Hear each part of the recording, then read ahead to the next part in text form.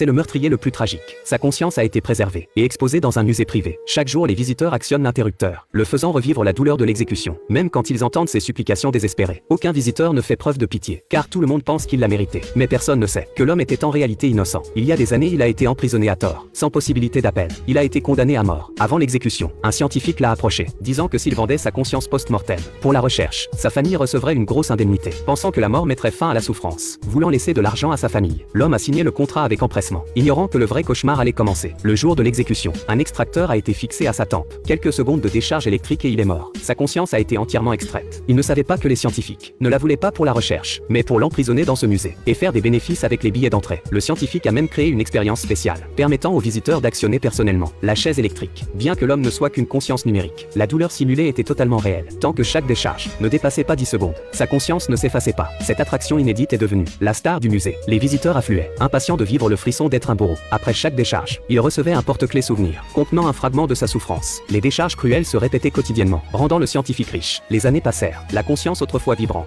était désormais brisée et vide. La femme de l'homme est venue le voir, le cœur déchiré par ce qu'elle voyait. Mais à cause du contrat signé et de l'absence de loi protégeant la conscience numérique, elle est partie dans une agonie silencieuse. Un jour en basse saison, une jeune femme a visité le musée. Le scientifique lui a fait la visite avec enthousiasme, ignorant que le désastre approchait. La visiteuse était en réalité la fille du prisonnier. Elle posait des questions en feignant la curiosité. Quand le scientifique a eu soif à force de parler, elle lui a gentiment offert une bouteille d'eau empoisonnée, juste au moment où il décrivait l'exposition du prisonnier. La toxine a fait effet. Il a compris qui elle était, mais c'était trop tard. C'était maintenant son tour de venger son père. Elle a fixé un extracteur à sa tempe, a attendu qu'il meure, puis a implanté sa conscience dans l'espace numérique de son père. Maintenant le scientifique pouvait expérimenter la chaise électrique de première main. Après avoir dit un dernier adieu à son père, elle a actionné l'interrupteur avec force. Un courant puissant a traversé les deux consciences, au milieu des cris d'agonie du scientifique. Après 20 secondes, la conscience de son père était enfin libre. La fille a accompli la mission de sa vie et obtenu un souvenir supplémentaire, un porte-clés contenant la conscience souffrante du scientifique. Elle est sortie du musée, accrochant le porte-clés au rétroviseur de sa voiture, regardant le visage tordu et hurlant du scientifique à l'intérieur. Elle a enfin souri avec satisfaction.